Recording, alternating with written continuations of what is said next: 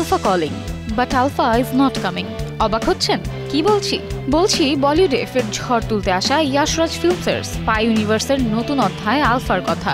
আলিয়া আর শারভীর অভিনীত এই spy action thriller নিয়ে ভক্তদের উত্তেজনা শেষ নেই, কিন্তু ভক্তদের অপেক্ষা এবার আরেকটু দীর্ঘ হলো। পিছিয়ে গেল আলফার মুক্তির তারিখ। ধারণা করা হয়েছিল আলফা সিনেমাটি মুক্তি পাবে এবছর ক্রিসমাসে, তবে জানা গেছে সিনেমাটি মুক্তি পাবে 17 এপ্রিল 2026-এ। ছবিটি পরিচালনা করেছেন শিব রাওয়াল।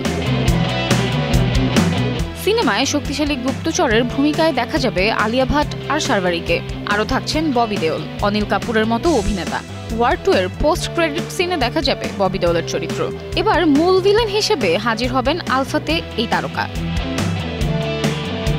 যশরাজ ফিল্মসের এক মুখপাত্র জানিয়েছেন, আলফা টিম ছবিটিকে তাদের সবচেয়ে সিনেমাটিক রূপে দর্শকদের সামনে আনতে চায়। তবে সিনেমার ভিজুয়াল ইফেক্টস বা ভিএফএক্স কাজ প্রত্যাশার চেয়ে বেশি সময় নিচ্ছে, তাই তাড়াহুড়ো নয়, বরং অতিরিক্ত সময় নিয়ে সম্পূর্ণ করা হবে সিনেমাটি।